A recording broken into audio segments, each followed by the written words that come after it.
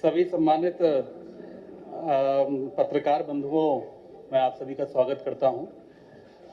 हमारे साथ हमारे विभाग के प्रमुख सचिव संजय भूसरेड्डी जी, हमारे कमिश्नर सेंथिल जी,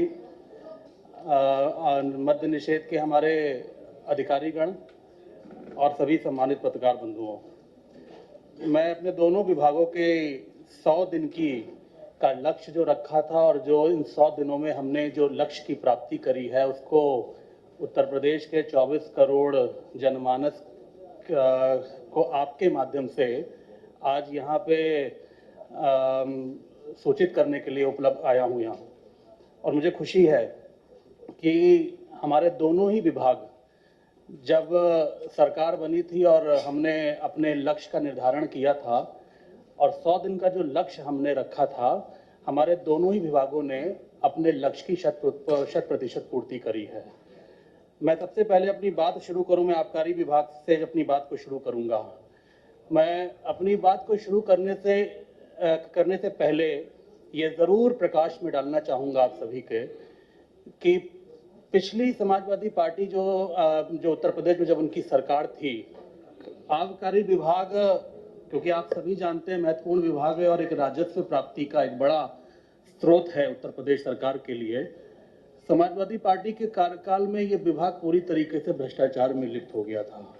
2017 में जब हमारी उत्तर प्रदेश में सरकार बनी तो आबकारी विभाग का जो राजस्व था वो करीब 14,000 करोड़ का था, लेकिन माननीय योगी जी के नेतृत्व में पिछले 5 वर्षों के कार्यकाल में आबकारी विभाग ने इस राजस्व को 14,000 करोड़ से बढ़ाकर 36,200 करोड़ रुपए का किया। 2022 में सरकार लौटी और हम लोगों ने मिलकर माननीय मुख्यमंत्री जी के निर्देशन में अपने विभाग की कार्य योजना बनाई, 100 दिन की कार्य योजना बनाई। आज मैं उसी कार्य योजना पर प्रकाश डालना चाहूँगा। आप सभी जानते हैं कि राजस्व प्राप्ति का एक महत्वपूर्ण विभाग है और साथ ही साथ औद्योगिक विकास में भी आबकारी विभाग अपनी एक महत्वपूर्ण भूमिका निभा रहा है। सबसे पहले हमने जो लक्ष्य रखा था अपने 100 दिन का, 3 नई आसवनियों को स्थापित किए जाने का हमने लक्ष्य निर्धारित किया था, जिसमें हमने इन 100 दिनों में 3 आसवनी, जिसमें पहली messrs Radico Khaitan Sitapur, messrs Karimganj biofuel Moradabad तथा मेसर्स क्रिस्टल बालाजी मुजफ्फरनगर की आसवनी स्थापित किए जाने की अनुमति प्रदान कर दी है। और मैं आपको बताना चाहता हूं कि इन आसवनियों से 793.37 करोड़ का निवेश उत्तर प्रदेश में होगा, जिसमें लगभग 3600 नए रोजगार का अवसर प्रदान होंगे। और जब इनका उत्पादन शुरू होगा तो ये तीनों आसवनियां 6,070 करोड़ रुपए का राजस्व राज्य सरकार को देंगी तथा 25 करोड़ का राजस्व केंद्र सरकार को वार्षिक रूप से प्राप्त होगा, जिसका 50% राज्य सरकार को उपलब्ध कराया जाएगा। ऐसे ही इन 100 दिनों में हमने 3 आसवनियों का कंस्ट्रक्शन पूर्ण करा के उसका उत्पादन प्रारंभ कराने की भी कार्य योजना बनाई थी। और मुझे खुशी है कि उसमें भी तीनों मेसर्स गंग डिस्टिलरी हरदोई, मेसर्स आरती डिस्टिलरी कानपुर देहात और messrs Dwarikesh sugar industries Bareilly द्वारा आसवनी निर्माण पूरा करा लिया गया है और उसमें प्रोडक्शन की शुरुआत हो गई है। इन तीनों आसवनियों में लगभग 605 करोड़ रुपए का निवेश तथा 1,000 व्यक्तियों के प्रत्यक्ष रोजगार के अवसर भी उपलब्ध हुए हैं। और मुझे खुशी है बताते हुए कि इन तीनों आसवनियों से प्रदेश सरकार को करीब 3,859 करोड़ रुपए का राजस्व और 11 करोड़ का राजस्व केंद्र सरकार को वार्षिक रूप से मिलेगा। उक्त तीनों आसवनियों को हम लोग ने PD2 अनुज्ञापन हमने निर्गत कर दिए हैं। तीसरा, एथनॉल का प्रोडक्शन भी, क्योंकि एथनॉल केंद्र सरकार की एक बड़ी महत्वपूर्ण योजना है और माननीय प्रधानमंत्री जी, जैसे आप जानते हैं कि वो भी कई बार ये कह चुके हैं कि हम एथनॉल का ज़्यादा से ज़्यादा प्रयोग पेट्रोलियम प्रोडक्ट्स में कर ग्रीन फ्यूल को हम बढ़ावा देना चाहते हैं। मुझे खुशी है, मैं आपको बताना चाहता हूं कि हमारा प्रदेश पिछले वर्ष 115 करोड़ बल्क लीटर एथनॉल का हमने प्रोडक्शन किया। इस वर्ष एथनॉल का उत्पादन का वार्षिक लक्ष्य हमने 140 करोड़ बल्क लीटर का निर्धारित किया था और इन 100 दिवस के कार्य योजना में इस 140 करोड़ वर्ग लीटर में से 45 करोड़ वर्ग लीटर का उत्पादन का हमने लक्ष्य रखा था। और मुझे खुशी है कि हमने इन 100 दिनों में 45 करोड़ वर्ग लीटर के सापेक्ष 45.17 करोड़ वर्ग लीटर का उत्पादन किया है, जो हमारे लक्ष्य का 100.4% हमने उसकी पूर्ति कर ली है। और हमारा एथनॉल में आधिकारिक उत्पादन में जनमानस को, जैसे कि आप जानते हैं, ग्रीन फ्यूल की भी उपलब्धता होगी और एथनॉल ब्लेंडिंग प्रोग्राम की सफलता से विदेशी मुद्रा की बचत भी सुनिश्चित हो पाएगी। इससे प्रदेश की जीडीपी को लगभग 2221.45 करोड़ का योगदान हम लोग उसके माध्यम से करेंगे। मैं इसके साथ ही साथ फाइन डाइनिंग का कॉन्सेप्ट भी हम लोग उस कॉन्सेप्ट के तहत हमने 100 दिन में 3 नई माइक्रो ब्रूअरी रेस्टोरेंट्स खोलने का भी कार्य योजना बनाई थी, जिसमें हमने 100% पूर्ति कर ली है। इन माइक्रो ब्रूअरी की स्थापना से 3 करोड़ का निवेश तथा 30 व्यक्तियों को रोजगार के अवसर प्राप्त होंगे और राज्य सरकार को लगभग 1.5 करोड़ का राजस्व प्राप्त होगा।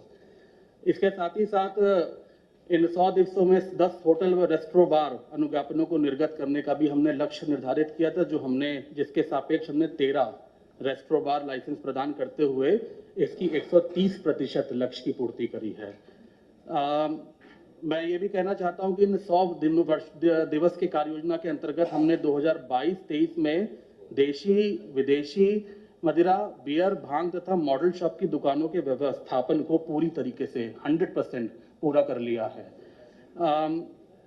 एक बात और भी मैं आपके बीच में करना चाहता हूं कि एक सवाल जो हर बार मीडिया के बंधुओं से, आबकारी विभाग से पूछा जाता है कि जो स्प्यूरियस लिकर है या कच्ची शराब है, उसकी रोकथाम के लिए आपने क्या कार्य योजना बनाई है।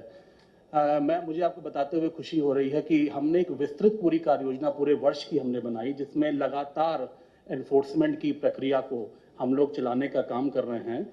मैं इन 100 दिवसों का अगर मैं कार्य योजना आपको बताऊं तो इन 100 दिवसों में हमने 2 विशेष परिवर्तन अभियान चलाए, जिसमें पहला अभियान 21 अप्रैल से 5 मई 2022 तक चलाया गया। इस अभियान के अंतर्गत 30,010 छापे मारे गए, उसमें 4319 अभियोग दर्ज किए गए व 1,25,000 लीटर अवैध मदिरा बरामद की गई तथा तस्करी में प्रयुक्त 25 वाहन पकड़े गए व 417 अभियुक्तों को जेल भेजा गया है। दूसरा प्रवर्तन अभियान हमने 21 जून से 5 जुलाई 2022 तक संचालित किया। इस अभियान के अंतर्गत प्रदेश में 31,175 छापे मारे गए तथा 4,278 अभियोग दर्ज करते हुए 1,17,771 लीटर अवैध शराब की बरामदगी की गई। अवैध शराब के कारोबार में संलिप्त 1230 अभियुक्तों को गिरफ्तार करते हुए 412 अभियुक्तों को जेल भेजा गया है। अवैध शराब की तस्करी में संलिप्त 54 वाहन जब्त भी किए गए हैं। और ऐसे ही हम आगे भी पूरे वर्ष लगातार ऐसे ही हम प्रवर्तन के अभियान को हम चलाते रहेंगे, जिससे हम अवैध मदिरा में जो संलिप्त हैं लोग, उनके खिलाफ कार्रवाई करते रहें।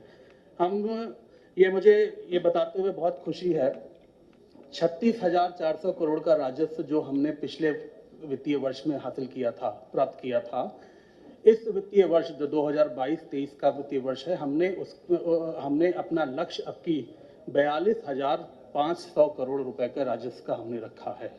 और हमने इन 100 दिवस में, इस 42,400 करोड़ में 100 दिवस में हमने 10,200 करोड़ के राजस्व प्राप्ति का लक्ष्य रखा था। लेकिन मुझे बहुत खुशी है, आज आपके माध्यम से मैं बताना चाहता हूं कि इस लक्ष्य को इसके सापेक्ष हमने इन 100 दिवस में 10,837.41 करोड़ रुपए का राजस्व सुनिश्चित किया है। जो हमने लक्ष्य निर्धारित किया था, उससे ज़्यादा का राजस्व हमें मिला है।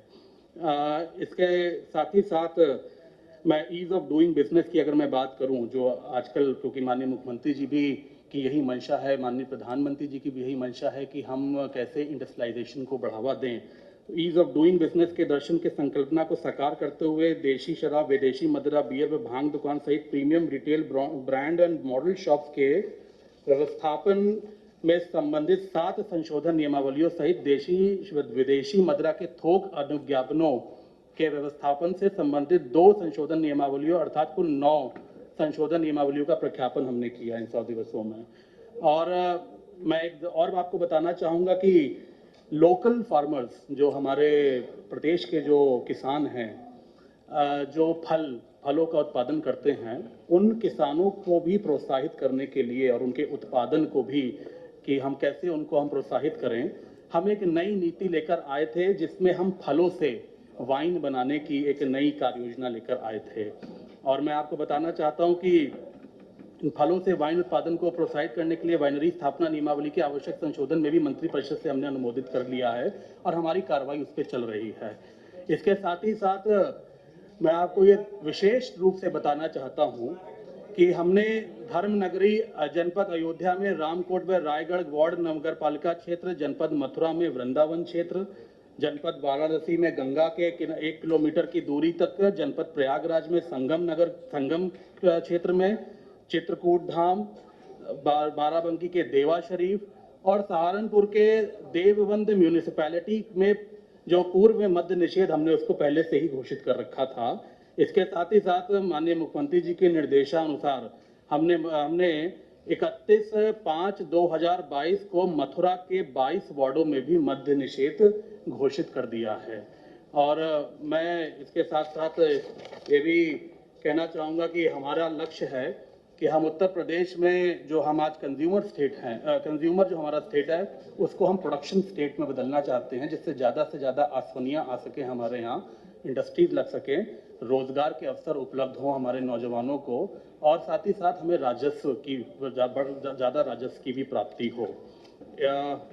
मैं मद्य निषेध विभाग के बारे में भी आपसे थोड़ा बहुत मैं आपको प्रकाश डालना चाहूँगा, क्योंकि एक हमारी सोशल रिस्पॉन्सिबिलिटी है।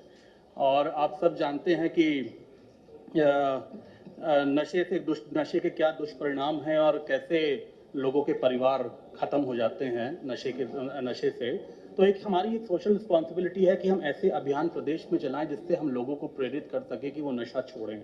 मैं इन 100 दिवस की कार्य योजना अगर आपके सामने रखूं तो मैं ये ज़रूर आपको बताना चाहूँगा कि हमने मद्य निषेध विभाग ने जो डॉक्यूमेंट्री चलचित्र प्रदर्शन हेतु जो निर्धारित 120 का लक्ष्य रखा था, वो हमने उसकी पूर्ति कर ली। हमने मद्य निषेध शिक्षात्मक एवं खेलकूद प्रतियोगिता के आयोजन हेतु निर्धारित लक्ष्य 315 के सापेक्ष 318 की पूर्ति हमने की।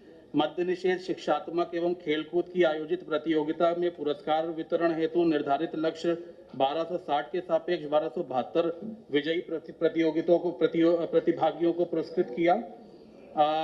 हमने मद्य निषेध वॉल पेंटिंग कराने जाने के लिए 315 के सापेक्ष 420 वॉल पेंटिंग्स का हमने करवाई। मद्य निषेध होर्डिंग्स की स्थापना कर 7 के सापेक्ष 7 होर्डिंग्स की हमने स्थापना करी।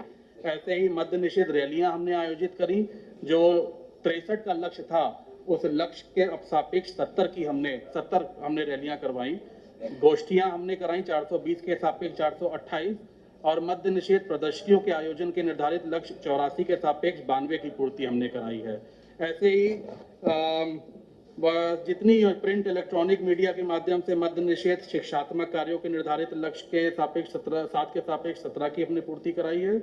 और नशा छोड़ने उपचार हेतु प्रेरित किए गए व्यसनियों हेतु निर्धारित लक्ष्य 756 के सापेक्ष 761 लोगों को हमने मदिरा छोड़ने से प्रेरित किया है और उन्हें मदिरा का सेवन छोड़ा है। सांस्कृतिक कार्यक्रम है, जो जादू है, कठपुतली है, लोकगीत है, उसके माध्यम से हमने कुल 62 कार्यक्रम उत्तर प्रदेश में कराए हैं।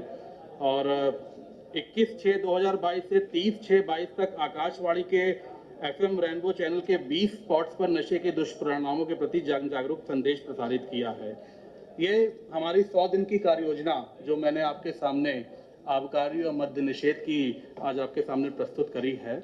और ऐसे ही हम लोगों ने आगे की भी अपनी कार्य योजनाएं बनाई हैं, जो समय आने पर आपके बीच में हम लोग लेकर आएंगे जैसे जैसे उन लक्ष्यों की हमारी प्राप्ति होती रहेगी।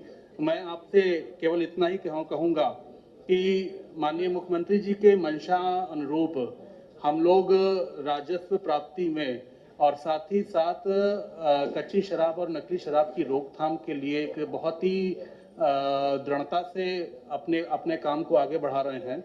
और जो हमने लक्ष्य निर्धारित किया है 42,500 करोड़ का इस साल का आबकारी विभाग का, मुझे पूरी उम्मीद है कि माननीय मुख्यमंत्री जी के नेतृत्व में हम सब लोग मिलकर इस लक्ष्य को पूरा भी करेंगे और कोशिश करेंगे कि इस लक्ष्य को जो हमने बनाया, इस लक्ष्य से अधिक हम लोग राजस्व की पूर्ति उत्तर प्रदेश में करें, क्योंकि एक बड़ा और इम्पॉर्टेंट विभाग आबकारी विभाग है जो उत्तर प्रदेश को राजस्व देने में अपनी एक बड़ी भूमिका निभाता है।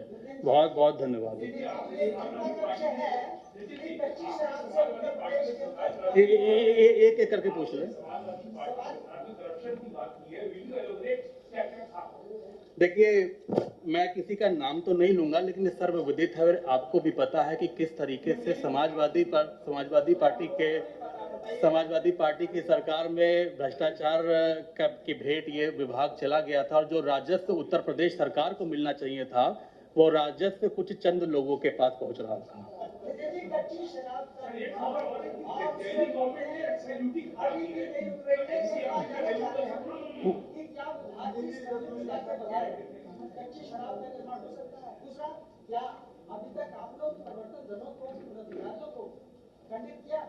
देखिए, कुछ घटनाएं, देखिए मैं आपको बताऊं, जैसे मैंने आपको बताया कि हम लोग बहुत सख्ती से इन जो घटनाएं घटी हैं उस पे हम लोग ने कार्रवाई करी है, और जहां जहां ऐसी घटनाएं हुई हैं, कुछ जनपदों में हुई हैं, वहां पे जो जिन हमारे विभाग के जो अधिकारी संलिप्त पाए गए थे उनको सस्पेंड भी किया गया था और उनके खिलाफ सख्ती से कार्रवाई भी की गई थी।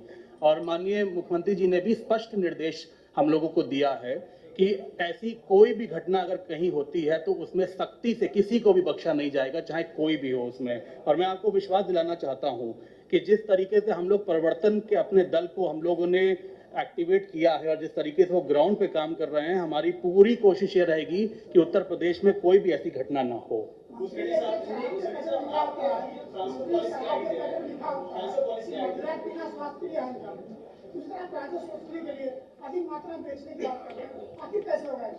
नहीं, देखिए, हम लोग ऐसा है, ये जो एक रेवेन्यू का एक बड़ा माध्यम भी है हमारा विभाग, और हम ये कभी नहीं कहते कि ज़्यादा हमें बेचनी है। देखिए, जो लोग जो इसमें हैं वो दिस इज ऑटोमेटेड प्रोसेस, वो अपने आप चल रहा है।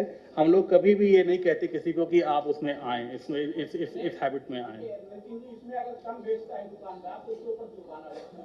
नहीं, ऐसा कुछ नहीं है, जुर्माना नहीं है, कोई जुर्माना नहीं है उसमें। देखिए कि एक नियमावली है, देखिए मेरी बात सुनिए, एक नियमावली है हमारी, उस नियमावली के तहत एक नियमावली है, उस नियमावली के तहत हमारी दुकानों का विस्थापन भी होता है और उस नियमावली के तहत वो दुकानें चलती भी हैं। तो वो एक नियम बना हुआ है विभाग का, उस नियमावली के तहत ही सब चलते हैं। मेरा अनुरोध होगा मेरा अनुरोध होगा हर एक को मौका मिलना। एक करके एक मिनट आप माननीय मंत्री जी को एड्रेस करें, आप अपना प्रश्न देखिए, इसका मैं जवाब दे देता हूँ।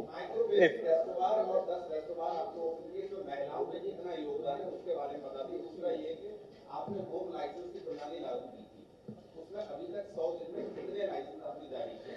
नहीं, हमने होम लाइसेंस हम लोगों ने माननीय मंत्री परिषद से अभी कुछ ही दिन पहले उसको हम लोग ने अप्रूव कराया है, अभी उसमें ज़्यादा दिन नहीं हुए हैं, और हमने अपने विभागीय अधिकारियों से कह दिया है। लेकिन मैं आपको बता दूं कि इसमें जो होम बार लाइसेंस था, हमने अभी हाल ही में कुछ 15-20 दिन पहले ही हम लोगों ने कैबिनेट से अप्रूव कराया था, लेकिन उसमें भी अभी तक मैं अगर बताऊं तो 11 होम बार लाइसेंस हम लोगों ने ले लिए हैं, और बाकी माइक्रो ब्रूअरी 3 हम लोगों की नोएडा में, लखनऊ में 2 और नोएडा में 1, 3 माइक्रो ब्रूअरी के भी हम लोग निर्गत किए हैं।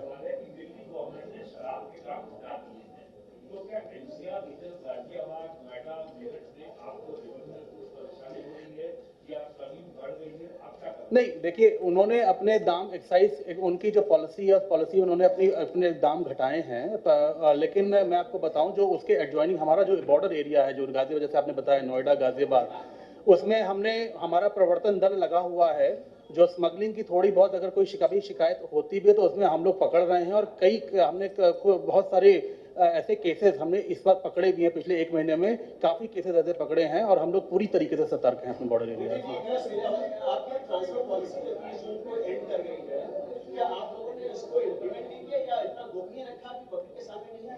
नहीं, देखिए एक ट्रांसफर पॉलिसी कैबिनेट से अप्रूव हुई थी और वो सभी विभागों के लिए थी। हमारे विभाग ने भी उसको पूरी तरीके से पालन किया है।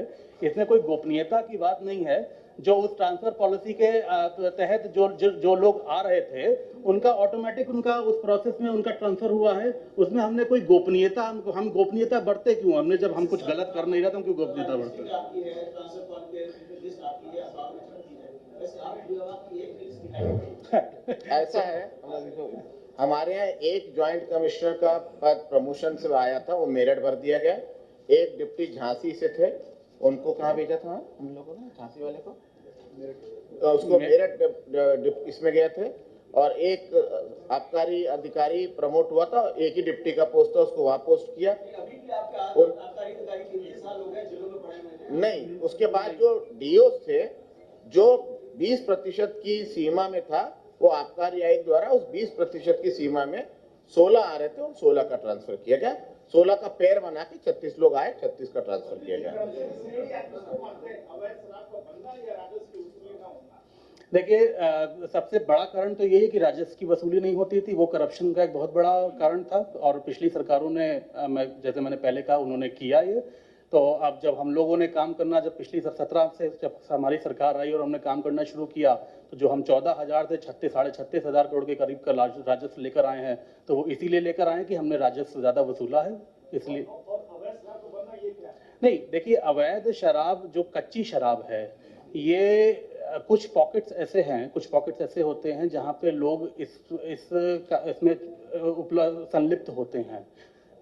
इसकी रोकथाम भी हम लोग करनी होगी। ये भी है, अगर हम जितनी कच्ची शराब बनाना रोकेंगे, उतना और हमारे राजस्व में बढ़ोतरी आएगी। तो ये एक कंटिन्यूअस प्रोसेस है और जहाँ जिन पॉकेट्स में हमें पता लगता है कि ऐसा व्यापार चल रहा है, हम लोग उसे रोकते हैं। वो भी एक कारण है कि हम क्यूमुलेटिव, हमारा जो राजस्व बढ़ रहा है, हम जितना उसको रोकते हैं उतना हमें राजस्व भी बढ़ता है हमारा।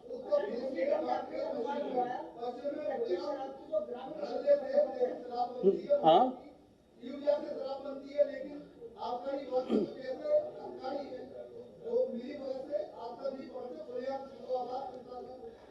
देखिए, अगर ऐसा कोई सूचना, कोई पर्टिकुलर, अच्छा, मेरी बात तो सुनिए। अगर ऐसी कोई पर्टिकुलर सूचना, अगर आप कहते हैं कि ऐसा पॉइंट है या ऐसी जगह हो रही है, आप मुझे उपलब्ध करा देंगे, तो मैं उसमें अब दिखवा लूंगा कि अगर ऐसे कर रहे हैं, तो वहां पे जो दोषी अगर पाए जाएगा ऐसा, तो जो दोषी होंगे उनके खिलाफ मैं कार्रवाई कराऊंगा।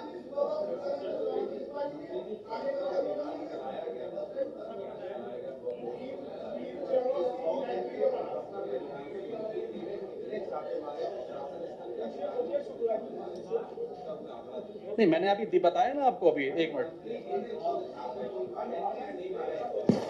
मंत्री, ऐसा है, इसमें मंत्री जी या शासन के अधिकारी छापे नहीं मारते हैं। इसमें अधिनियम के तहत जिनको अधिकार है और इसकी एक निर्धारित प्रक्रिया है कि सैंपलिंग कैसा होगा, छापा मारने के बाद बाकी चीजें हैं। तो हम, अगर माननीय मंत्री जी भी जाएंगे, तो हमको किसी अधिकारी के को वहां पे लेकर के प्रक्रिया कौन पूरी करेगा? जो चलिए, तो उसमें फिर आपकी अगली बार आप लोग को भी सम्मिलित कर लेंगे। एक टीम वर्क के साथ ही काम करेंगे।